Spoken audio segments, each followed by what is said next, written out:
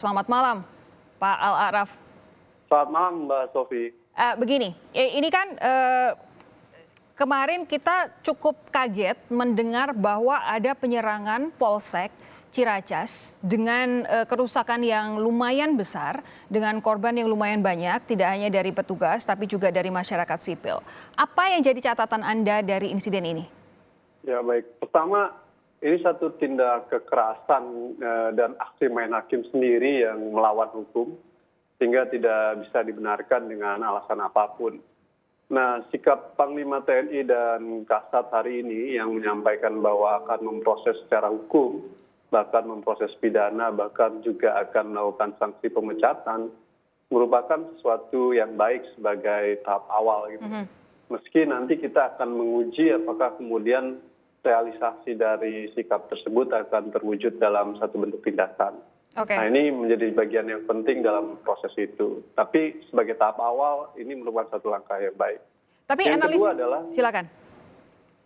Yang kedua, proses hukum itu menjadi penting supaya kemudian untuk memastikan peristiwa-peristiwa tersebut tidak lagi terjadi masa depan. Betul. Karena dengan proses hukum tersebut diharapkan akan ada jerat terhadap mereka-mereka untuk tidak melakukan tindakan-tindakan main hakim sendiri. Nah ini sesuatu yang menjadi penting. Gitu. Namun demikian Mbak, kalau kita melihat dari kecenderungan pola yang terjadi selama ini, maka kita hanya melihat dari aspek hilirnya saja nih. Ya, ini ketika terjadi peristiwa baru kemudian upaya respon menanganinya terjadi. Tapi kita tidak melihat di aspek hulunya, mengapa hal ini terjadi gitu. Nah inilah yang harus menjadi catatan perbaikan ke depan. Nah dalam kacamata saya melihat bahwa problem pertama itu dari persoalan ini yakni terkait dengan kekeliruan dalam menafsirkan tentang esprit de corps gitu ya. Jadi jiwa esprit de corps disalah tafsirkan. Jiwa korsa ya? Iya, jiwa korsa itu disalah tafsirkan sehingga berbentuk wujud tindakan seperti ini. Harusnya jiwa korsa itu diwujudkan dalam menjalankan fungsi TNI sebagai alat pertahanan negara. Nah oleh karenanya pembangunan sistem pelatihan dan pendidikan di dalam TNI menjadi bagian penting untuk membangun jiwa korsa yang lebih tepat. Yang kedua adalah persoalan kendali pasukan dan sistem pengawasan oleh pimpinan terhadap prajurit juga menjadi catatan. Artinya dengan peristiwa tersebut masih belum cukup maksimal kendali pasukan dan sistem pengawasan.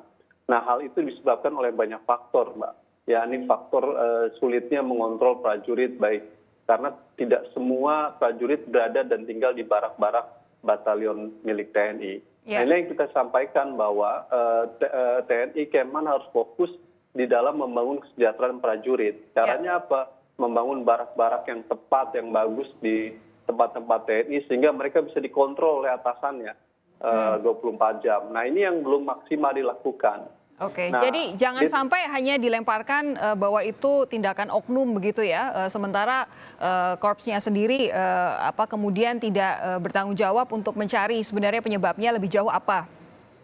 Ya, secara organisasional pasti ada persoalan juga, salah satunya adalah sistem pengawasan dan kendali pasukan yang belum maksimal. Kenapa belum maksimal? Karena persoalan tadi terbatasnya barak, rumah prajurit, kesejahteraan prajurit, dan lain sebagainya. Ini yang harus kita fokuskan, aspek kesejahteraan, membangun barak, membangun sistem pengawasan, supaya mereka tinggal dalam satu tempat yang bisa dikendalikan oleh atasan mereka. Itu. Nah oleh karena itu, yang ketiga Mbak, menurut saya yang menjadi penting catatannya adalah bagaimana memastikan akuntabilitas hukum di dalam proses tersebut ya. Nah ini terkait dengan upaya memastikan reformasi sistem peradilan militer melalui revisi Undang-Undang Nomor 31 Tahun 1997. Sehingga ke depan menjadi lebih penting. Nah, catatan saya dalam konteks itu, maka anggaran untuk TNI yang terbatas sebaiknya salah satu fokusnya adalah untuk membangun tadi sistem pengawasan dan pengendalian pasukan yang baik. Konsekuensinya, tidak perlu tuh Kementerian Pertahanan pusing-pusing untuk melakukan pelatihan dasar kemiliteran di dalam kampus. Urgensinya nggak tepat, akan boros anggaran.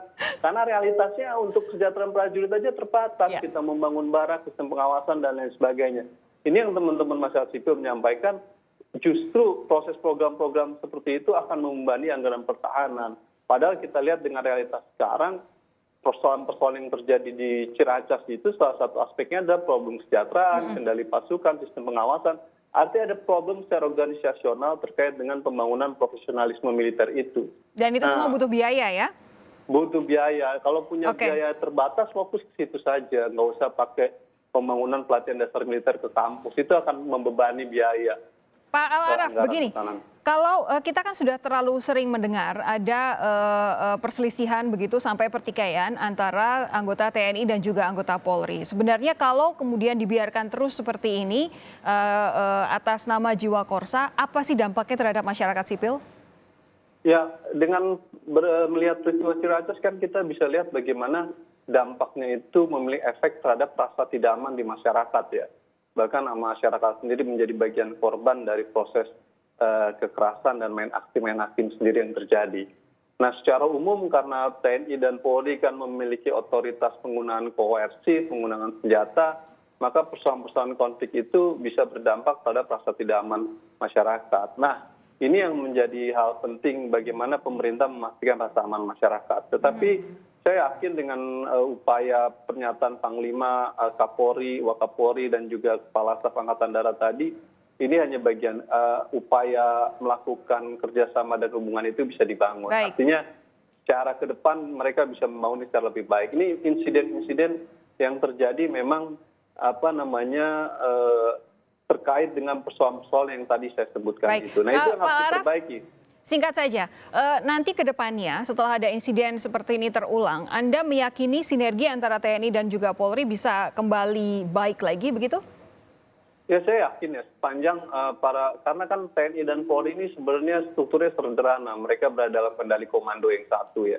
Jadi kalau pimpinan atas sampai bawah bisa memastikan itu dengan perbaikan yang lebih baik, dia akan bisa terjadi. Dengan catatan, Mbak, hal-hal PR tadi, perbaikan sistem pendidikan dan pelatihan, semangat Esprit de Corps, nggak perlu pelatihan dasar kemiliteran, cukuplah membangun barak prajurit yang baik, sistem kendali, kontrol, pengawasan yang baik, sehingga kita bisa membangun proses lalu mendorong akuntabilitas hukum melalui reformasi peradilan militer dengan revisi Undang-Undang 3197, itu bisa akan membangun soliditas menjadi lebih baik ke depan gitu.